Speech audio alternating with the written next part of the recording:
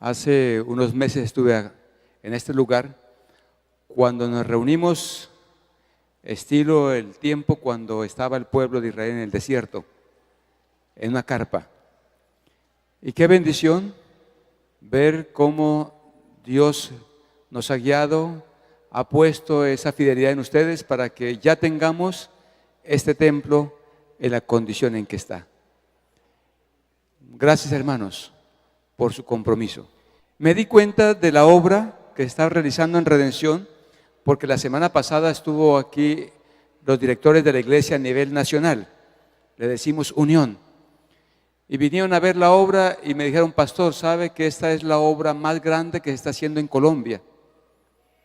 Me llegaron dos cosas a la mente. Una de esas, dije, no puede ser que nuestra iglesia en Colombia le falte tanto desarrollo, ¿verdad?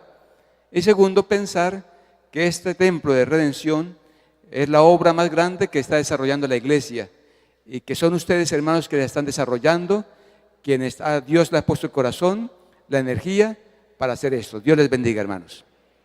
Así que de parte de la asociación, gracias a Dios por ustedes y por su fidelidad. Y qué bendición que se ha seguido cumpliendo con todos los compromisos y sin embargo Dios ha puesto en el corazón de hermanos la fidelidad para seguirle arreglando y hermoseando poco a poco, pero que el templo ya es un lugar, un santuario para la gloria de Dios. Quiero contarles, hermanos, que el Señor ha bendecido mucho esta asociación. A pesar de que nos dividimos y tenemos temor en la división que se hizo, entregamos 15 distritos, sin embargo Dios nos ha bendecido. Nos habíamos propuesto como un objetivo tener un impacto de 1000 bautismos al cerrar la caravana y el Señor nos concedió 1200 bautismos. Qué bendición, ¿verdad? En la asistencia, hermanos, aunque hubo lugares como Cartagena, como Barranquilla, el lugar más asistido de Colombia fue de hermanos del mismo lugar. Esta vez no teníamos los 15 distritos de fuera de Bucaramanga, fue prácticamente Bucaramanga y tuvimos una asistencia que sobrepasó los 17,000 personas en el estadio. Y la hermandad de Bucaramanga, qué bendición, ¿verdad? También, hermanos, estamos cada mes capacitando a los laicos en un seminario que hemos llamado SAL, Seminario Adventista Latinoamericano. Y se están capacitando más de 500 hermanos. Hoy está un cubano, ¿verdad?, que viene de Andrews dando la instrucción. Se están capacitando más de 200 evangelistas, misioneros. Y hemos tenido actividades, pero todo con el deseo de capacitar e instruirnos para cumplir la misión. Otro paso importante de la iglesia, hermanos, fue la bendición de por fin. Digo por fin porque llevábamos más de 2 años buscando un lote en Floridablanca para un templo. Y habíamos visto muchos lugares. Y gracias a Dios por fin pudimos comprar un lote. 463 millones costó el lote. A una cuadra del parque principal, donde ya se compró y esperamos el próximo año, dándonos Dios la ayuda, comenzar a construir un templo para 900 personas con la ayuda de Dios, donde atienda todo lo que es Floridablanca y esos lugares donde se ha desarrollado tanto la ciudad, pero donde la presencia adventista era poca. Desde que llegamos comenzamos a orar por poder ubicarnos en los barrios de San Alonso.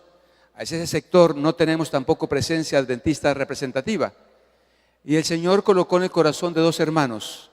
Ellos no han querido que sus nombres se den. El donar una casa para que se construya un templo. La casa fue avaluada en 700 millones de pesos. Y en este momento ya está funcionando una iglesia que tiene más de 80 miembros. Y esperamos con la ayuda de Dios construir un templo allí que sea sede de distrito para atender todas esas zonas de San Alonso. Son bendiciones.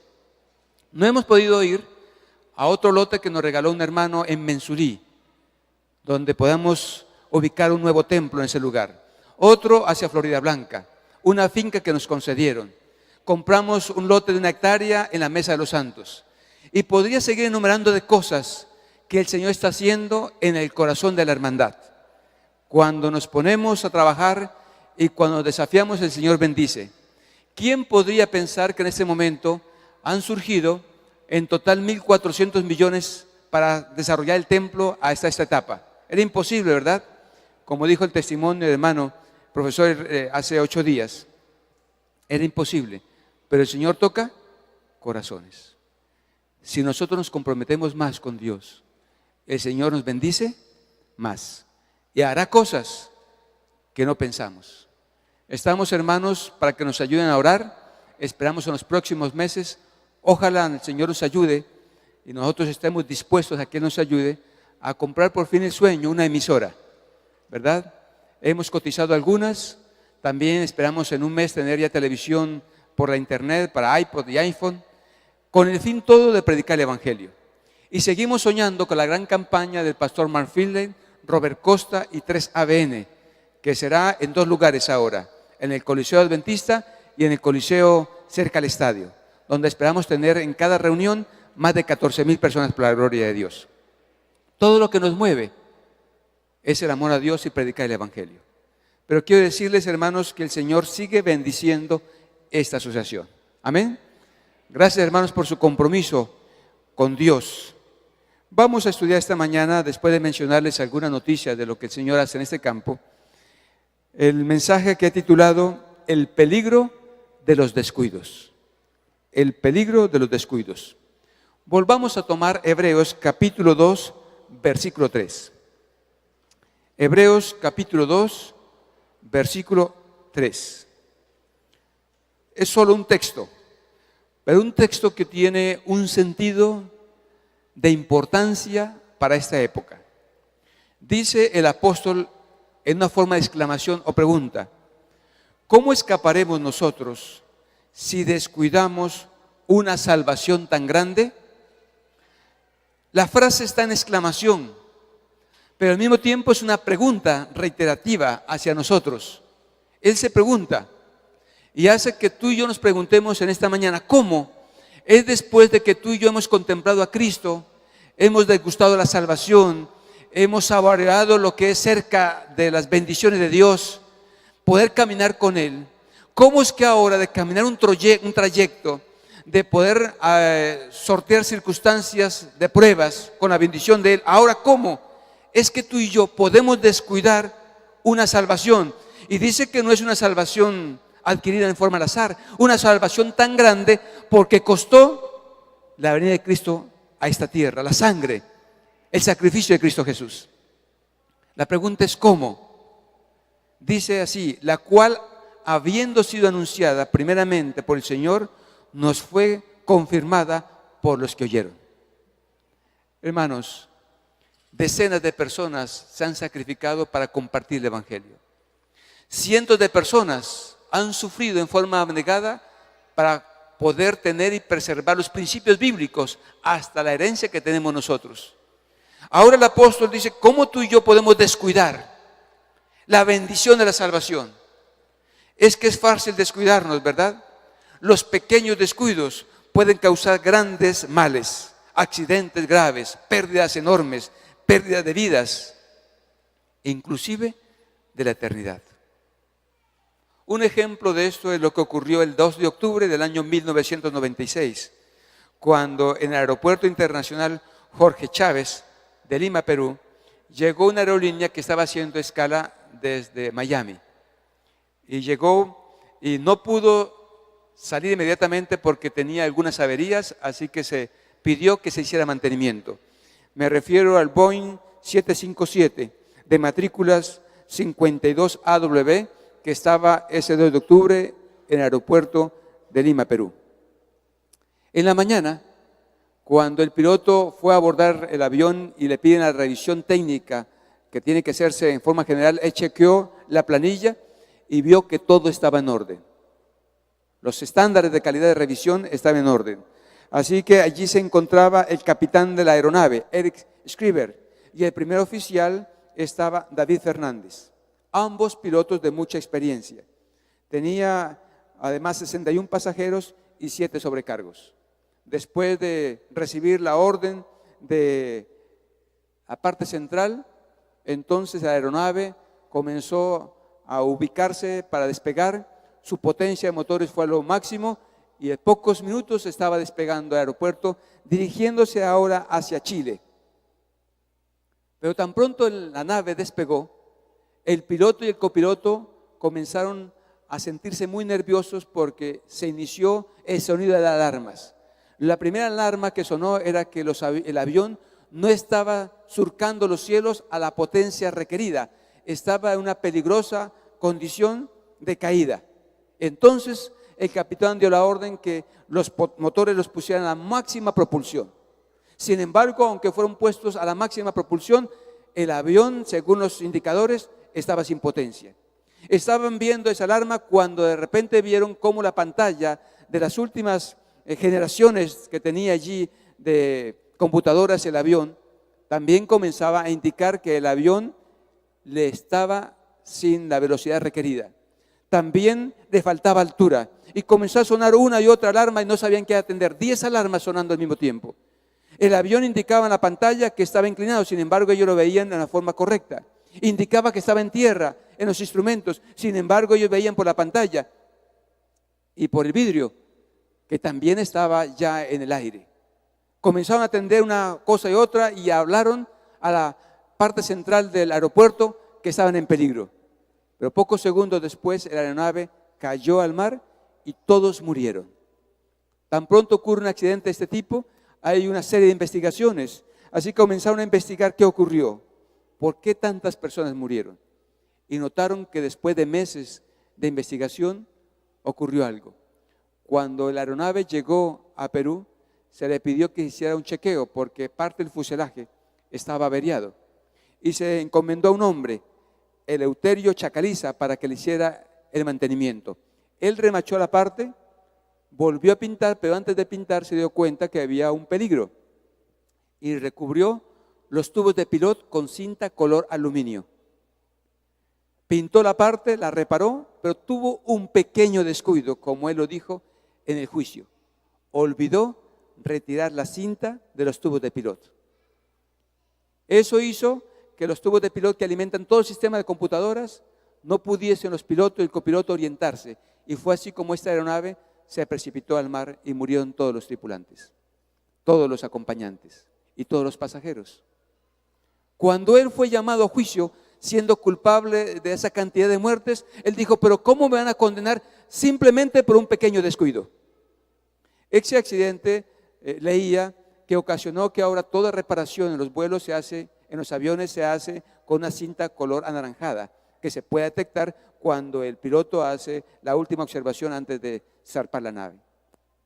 Hermanos, si un hijo o un familiar hubiese muerto en ese accidente, tú y yo podríamos decir que fue un pequeño descuido. Desde luego que no fue así, ¿verdad? Significa que las cosas pequeñas, aunque parezcan pequeñas para ti y para mí, para Dios en su dimensión y para otros, no la cataloga de la misma manera. Revisemos esta mañana un pequeño descuido, por dar un ejemplo, de un personaje bíblico. Se encuentra esa historia en Éxodo capítulo 4, versículo 24. En Éxodo capítulo 4, versículo 24, dice la historia que Moisés fue llamado por Dios y él se sintió con temor de enfrentar el gran desafío que era ir a predicar y sacar al pueblo de Israel de la esclavitud. Entonces él fue con su hermano. Iban juntos y Moisés no quería ir, pero Dios le dijo que fuera aquel llamado y él aceptó la invitación. Ahora él se disponía a ir hacia Egipto para hablar con el faraón y decirle que venía de parte de Dios para dejar salir a su pueblo. Y ahora, cuando él iba en su camino, iba con su esposa, quien ya la había recogido, y con sus hijos, ocurrió lo siguiente. Volvemos a Éxodo capítulo 4, versículo 24. En el camino, en una posada, el Señor salió al encuentro de Moisés y quiso matarlo. ¿Ustedes habían leído que Dios quiso matar a Moisés? ¿Habían encontrado este pasaje y se habían detenido un momento? Porque a veces cuando uno lee, pasa de corrido, ¿verdad? Habían notado que un momento el Dios, el que llamó a Moisés, el que lo invitó, el que lo insistió, el que le dijo que Moisés era el elegido, que era la persona indicada, y cuando él puso trabas, le buscó la forma de encontrar compañeros que lo apoyasen. Ahora Dios mismo busca a Moisés, lo busca en la posada y lo busca para matarlo. Y dice que le envió una gran enfermedad con el fin de aniquilar la vida de Moisés. Bueno, nos preguntamos, ¿por qué Dios querría acabar con la vida de ese hombre ilustre, de ese hombre de Dios? La historia y la razón la encontramos en el versículo 25. Entonces Séfora tomó un afilado pedernal, cortó el prepucio de su hijo y lo echó a sus pies diciendo: a la verdad, tú eres un esposo de sangre. Así el Señor lo dejó ir, y ella había dicho: el esposo de sangre, a causa de la circuncisión. Moisés, con el deseo de cumplir el mandato bíblico de ir a sacar el pueblo de Israel de la esclavitud, afanado por el gran desafío, queriendo pronto hacer las cosas, viendo que había mucho que hacer, él entonces se dio cuenta que su hijo menor, su esposa, se llamaba Séfora, y Dios le concedió 2 hijos, Gersón y Eliezer. Gersón, el mayor, se había sido circuncidado, pero el menor, Eliezer, no había sido circuncidado. Él se percató de la falta y entonces dijo a su esposa: mira, amor, vamos a tener que posponer el viaje por lo menos un mes más o 15 días más. Y la esposa Séfora: ¿y por qué, amor? Resulta que nuestro hijo menor aún no ha sido circuncidado, que es el pacto que tenemos con Dios de que pertenecemos a un pueblo. ¿Cómo tú y yo vamos a ir a predicar, a sacar el pueblo de la esclavitud, a enfrentar un liderazgo si antes tú y yo como familia no nos consagramos a Dios, hacemos un pacto de dedicación y damos testimonio de quiénes somos nosotros? Y Séfora le dijo: amor, es una bobada.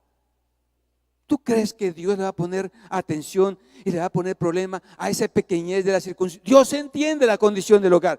Dios entiende el afán que tienes. Dios entiende las circunstancias que estamos pasando. Dios te mandó a hacer algo, así que no te preocupes por eso. Más bien, ya tengo las maletas listas, ya puse todo y vámonos.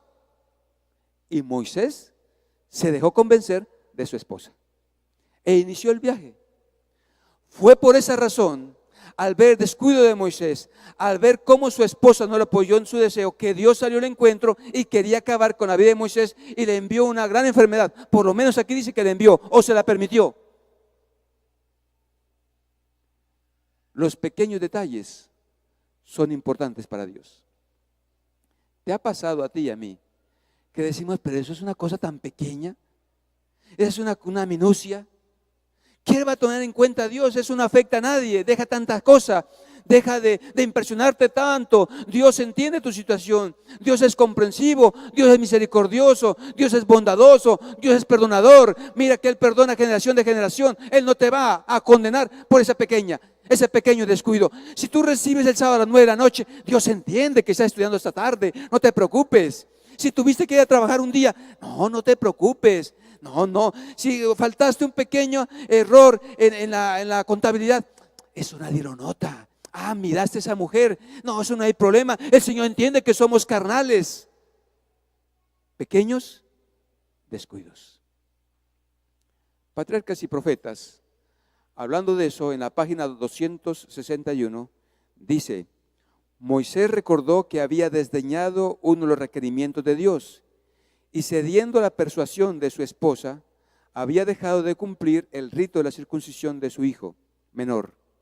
No había cumplido con la condición que podía dar a su hijo el derecho de recibir la bendición del pacto de Dios con Israel. Y tal descuido de parte del jefe elegido no podía menos que menoscabar ante el pueblo la fuerza de los preceptos divinos. Hermanos, fue la esposa, fue la ayuda idónea, en ese caso, quien ayudó para que Moisés descuidara un deber. Pero podría ser también el esposo, ¿verdad? Que la esposa es la que quiere hacer el culto, la esposa es la que quiere que las cosas se hagan las cosas correctas, la esposa es la que lucha para que el hogar tenga una alimentación diferente. No se preocupe, no le ponga cuidado a eso, eso no es nada. Hermanos, es que cuando el hogar no está juntos, es que cuando el esposo y la esposa no estamos trabajando juntos en el hogar, por luchar por los hijos, por la bendición completa en el hogar, Dios no puede bendecir. Dejemos de pensar, hermanos, que las cosas pequeñas no son importantes para Dios. Dejemos de pensar que esos descuidos, esos deslices, esos pensamientos, esos desvíos, esas desobediencias, Dios no las toma en cuenta. No, hermanos, Dios viene por ti y por mí por un carácter. Y Dios nos ha dado tiempo, fuerza y poder en Cristo para cambiarlos en el momento correcto. Dios no viene a ti y a mí para que le salgamos con una excusa. qué importante es que como esposos a veces le preguntemos a la esposa, amor, es que tiene que haber esa confianza entre nosotros. O si no dice amor, dígale bombón, dulce, como le diga. ¿Qué área de mi vida tú ves que tengo descuidada en mi vida cristiana? ¿Qué falla ves, qué fisura ves tú en mi vida? ¿Qué defecto ves en mi carácter que podría arruinar nuestro hogar, podría arruinar mi vida y podría arruinar mi influencia como cristiano que soy? O quizás la esposa también podría preguntar al esposo, amor, cariño, ¿qué ves en mí que está causando que Dios no pueda dar la bendición completa en mi vida, en mi hogar y en mi iglesia? ¿Qué está afectando la influencia de la esfera que yo debería tener? Porque Dios no va a dejar por descuido y a pasar al azar las cosas que Él te ha mostrado a ti y a mí, que me ha indicado y que sencillamente yo pienso que son trivialidades. Cantares, capítulo 2, versículo 15, dice de la siguiente manera: atrapen a las zorras, a esas zorras pequeñas que arruinan nuestros viñedos y nuestros viñedos en flor. Atrapen las cosas pequeñas que al final van a arruinar por completo nuestra vida. Y el Evangelio según San Lucas, capítulo 16, versículo 10, dice de la siguiente manera. San Lucas 16, 10. El que es honrado en lo poco, también lo será en lo mucho. Y el que no es íntegro en lo poco, tampoco lo será en lo mucho. Por eso, si ustedes no han sido honrados en el uso de las riquezas mundanas, ¿quién les confiará las verdaderas? Y si con lo ajeno no han sido honrados, ¿quién les va a dar a ustedes lo que pertenece a la eternidad? Es decir, si tú y yo no hemos sido íntegros en lo pequeño, en las minucias, entonces ¿cómo el Señor nos va a dar la vida eterna? Hermanos, la invitación esta mañana es que tú y yo no podemos descuidar la vida cristiana y pensar que el Señor, entre comillas, perdón hermanos, va a sobrellevar nuestros pecados y nos va a tolerar el mal en nosotros simplemente porque es amor. Dios es amor, pero también es justicia. Él te invita a ti y a mí para que hagamos una reflexión, para que hagamos un examen en nuestra vida. Digamos, Señor, ¿qué faltas tengo? ¿Qué fallas pequeñas que yo considero que son trivialidades, pero están arruinando mi influencia? Mente y carácter de personalidad. La página 189 dice así: ¿usted no cree que para perfeccionar un carácter cristiano hay que considerar lo que se refiere a la fidelidad en las cosas pequeñas? Aunque le parezca pequeñas las cosas que se le piden que haga, son deberes que tendrán que cumplir mientras viva. El descuido de estas cosas producirá una gran diferencia y deficiencia de su carácter. El descuido de las cosas pequeñas. Mi hermano, el descuidar el tiempo devocional con Dios, el descuidar el estudio de la Biblia, el descuidar la oración, el descuidar la fidelidad de los principios cristianos. Hemos ahora tomado los predicadores un evangelio, el evangelio humanista, el evangelio socialista, el evangelio de amor. Pero hermanos, el evangelio también trasciende en que Dios quiere de ti y de mí que avancemos a la santidad en Cristo Jesús. Que no nos estanquemos diciendo, sí, somos la iglesia laodicense. No, Dios quiere que tú y yo avancemos como iglesia a contemplar a Cristo y ser perfectos en el nombre de Cristo Jesús. Mi tarea, mis hermanos, en esta mañana es explicar lo que Dios pide. Mi tarea es simplemente obedecer lo que Dios me manda. ¿Cómo lo voy a hacer? No lo puedo hacer solo. Requiero del poder y la gracia de Cristo Jesús. Hermanos, uno de los descuidos que tenemos como cristianos es la amargura y la ira. ¿Sí? Que pensamos que no es mi temperamento, es mi forma de ser. Nos impacientamos por cualquier cosa y me meto allí, hermanos, porque yo soy impaciente. En esta mañana yo puedo decir mi falta, pero no me voy a quedar diciendo soy impaciente toda la vida. Tengo que luchar con Dios para que me ayude el Señor. Tengo que tener paciencia, porque los frutos del Espíritu, ¿cuáles son? Paciencia. Hermanos, ¿se ha encontrado usted saliéndose de cabales de un momento a otro por pequeñeces? ¿Se ha encontrado usted como hermano conduciendo un vehículo y otra persona le hace algo, le dice algo y usted abre la ventana y es para decirle yo no sé cuántas cosas? ¿Lo han probado usted de pronto en un lugar y usted sale de cabales? No parecemos muy cristianos en tales circunstancias, ¿verdad? Yo ya conté una vez en un campamento, pero viene el lugar y lo vuelvo a contar una experiencia que tuve.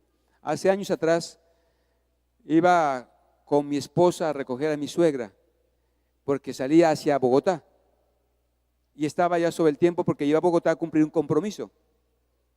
Y entonces en ese momento que iba entrando hacia el sector, los apartamentos donde vivía mi suegra, de repente vi en la curva de esos apartamentos cerrados un taxi que venía, pero ya lo había abierto en la vía. Y entonces yo traté de orillarme, no me pude orillar más porque estaba en una serie de obstáculos que habían construido en cemento e iba a rayar el carro. Así que me orillé casi que rozando mi carro contra esos postes de cemento. Y vi que el taxi venía inclusive hacia mí, así que ahora pité. Y no, tampoco la persona reaccionó. Ahora yo abrí mi ventana y le grité, oiga, oiga. No, eso fue como hubiese dicho, péguele el carro. Y fue directo y ¡pah!, le pegó el guardabarros. Y yo comencé a zafarme el cinturón airado. No puede ser, le dice a mi esposa, lo hizo a propósito. Es que le pité, le grité, me ahorillé y sin embargo vino y lo golpeó y lo hundió el carro y ahora ¿cómo viajo?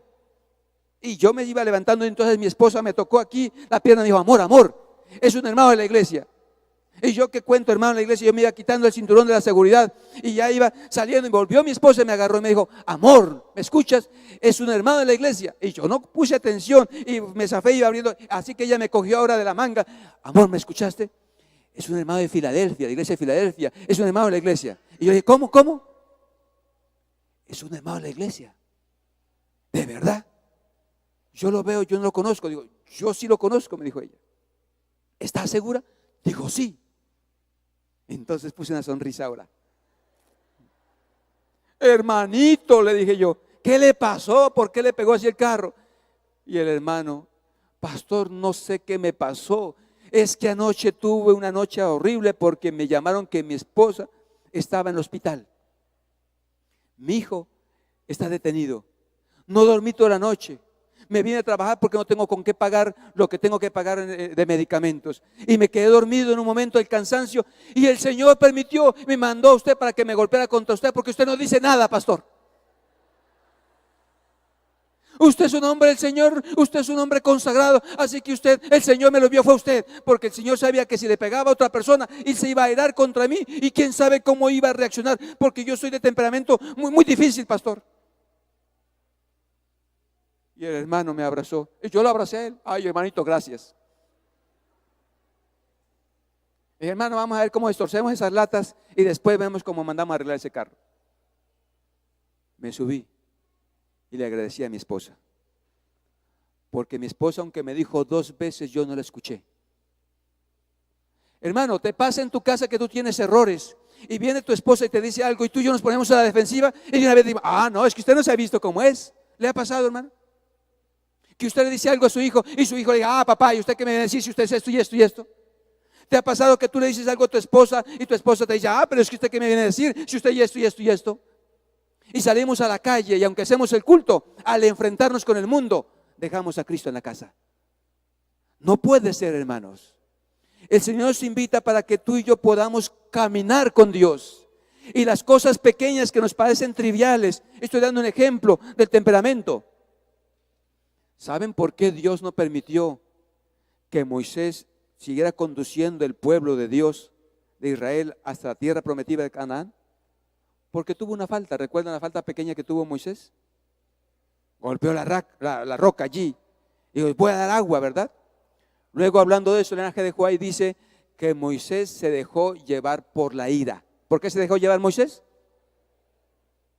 Hermanos, ¿se imagina usted y yo en el cielo, que estemos entrando al cielo y llega un ángel con ala más grande que nosotros y nos pegue? ¿Por qué me pegó a mí? No podríamos ser felices en el cielo. ¿Cómo podríamos tú ser felices y yo diciendo mentiras en el cielo? Siendo deshonestos en el cielo. estoy dando ejemplos de las cosas que a veces, entre comillas, como cristianos, tú y yo toleramos en nuestra vida y las sobrellevamos diciendo: el Señor me entiende. Sí, Dios te entiende y nos ama, pero está dando el tiempo, la fuerza y el poder en su gracia para cambiar. ¿Qué nos falta? Rendirnos a Cristo Jesús por completo. Entregarnos a Él. Hermanos, Dios nos va a bendecir como pueblo y como iglesia, pero la influencia nuestra está siendo contrarrestada, está siendo menoscabada por las cosas pequeñas, malos negocios que hacemos como cristianos, mentiras que decimos en la vida cotidiana, representación que estamos haciendo incorrecta en la universidad, actos incorrectos en el trabajo. Y sin embargo, mis hermanos, cuando tú y yo venimos aquí, queremos recibir la bendición completa. Hermano, no trate de pensar en esta mañana que usted y yo somos quienes tenemos que ensamblar nuestro enorme rompecabezas, que no tiene control y que a veces ni siquiera encontramos la pieza que falta en nuestra vida. Deje de mirar su dificultad, deje de mirar su error. Examinémonos en Cristo, pero tan pronto descubramos las fallas, que el Señor va a permitir o que tú y yo la descubramos o que otro no la descubra. Entonces pasemos tiempo mirando a Cristo Jesús. Pasemos tiempo contemplándole a Él. Él sabe cómo encaja todo en nuestra vida. Incluso en esos momentos en que nosotros no podemos imaginar cómo podría Él ayudar en mi vida, Él lo va a hacer. ¿Cómo va a arreglar mi problema? Él lo va a hacer. ¿Cómo va a llevar mi defecto? Él lo va a hacer, mi hermano. Porque dice Dios: yo soy el que soy. Y Dios, el que es, y que ha hecho todo y lo sostiene, también va a obrar en tu vida y en mi vida, transformando y cambiando aquello que para ti y para mí parece imposible. Porque Dios es el Dios de lo imposible. Concluyo el mensaje de esta mañana recordándoles lo que dice Éxodo capítulo 6, versículo 6. Éxodo 6, 6. Dice el Señor: por tanto di a los hijos de Israel: yo, el Señor, os sacaré de debajo de las pesadas cargas de Egipto. Yo os libraré de su servidumbre. Yo os redimiré con brazo extendido y con grandes juicios. Yo os haré mi pueblo y seré vuestro Dios, y vosotros sabréis que yo soy vuestro Dios, que os sacó de debajo de las pesadas cargas de Egipto. Versículo 8, yo os llevaré a la tierra prometida. Y dice el Señor: porque yo soy el Señor. Él es el que hace las cosas. Yo hace unos años atrás conté mi experiencia, pero quiero contarla en beneficio de aquellos que no han escuchado y en beneficio propio. Mi madre aceptó el Evangelio cuando yo era pequeño. A los 4 años me comenzó a llevar a la iglesia. Tenía 4 años de edad. Mi padre era militar y no le gustaba que ella fuera a la iglesia porque en aquella época, estoy hablando de hace 20 y pico años atrás, 30 años atrás, no, la intolerancia religiosa y la condición no eran muy buenas. Así que mi padre dejó que asistiera a la iglesia, pero le dijo mi padre a mi madre: te dejo que vayas, pero donde yo te vea que aceptas esa religión, te mato. Y cuando mi padre decía así era para creerle, porque mi padre siempre andaba con una pistola aquí en el cinto. Hermanos, mi madre comenzó a aceptar a Jesús y descubrió verdades hermosas y maravillosas de Cristo Jesús. La salvación, el perdón, la gracia, que no hay infierno. Y ella cambió su vida de tal forma que un día en una reunión que estábamos pequeños y dijo: mira, yo he conocido a un Dios tan hermoso que yo no puedo vivir sin hacer pacto con Él. Y mi madre, a escondidas, un viernes hizo mercado y lo dejó en la iglesia.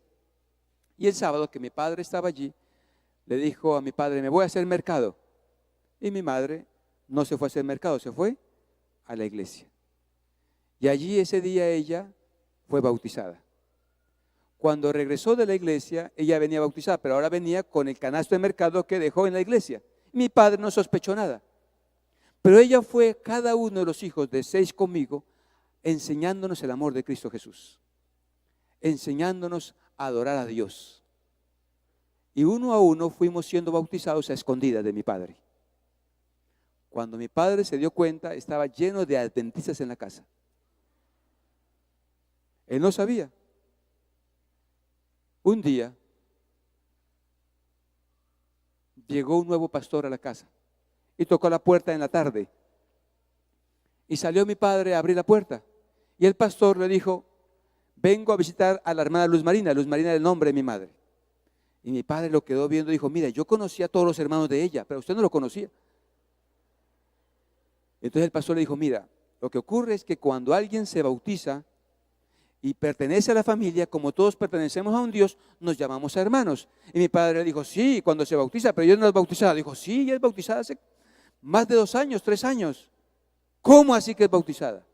Y fue sacando mi papá la pistola de aquí y fue apuntando al pastor. Dijo: ¿y usted la bautizó? Y el pastor dijo: yo no fui. Y salió corriendo el pastor. Y se fue y el pastor saltó, eso yo no sé cómo saltó, por la reja y salió. Pero mi padre entró a la casa y por eso el cuadro me quedó a mí bien claro y vívido, porque le apuntó a mi madre con la pistola. Yo te había dicho que si te volviese evangélica, adventista, te mataba. No te mato, dijo, porque yo voy a la cárcel. Y luego volteó el revólver y comenzó a golpear a mi madre con la cacha del revólver. De tal forma que intervenimos todos los hijos porque la estaba matando. Fue tan grande la golpiza que mi madre fue enviada a la clínica. Regresó de la clínica después de casi 15 días. Cuando llegó, todos los hijos estábamos esperando que la madre llegara. Y mi padre no la dejó entrar a la casa. No puedes entrar, le dijo. Y en vecino, delante de todos los vecinos, le botó la ropa a la calle. En ese momento, le dijo: te vas. Y los vecinos le decían: muy bien. Todos le aplaudían los vecinos. Y mi madre tuvo que coger la ropa, recogerla en la calle y tomar un taxi e irse. Mi padre trajo otra mujer a vivir en la casa.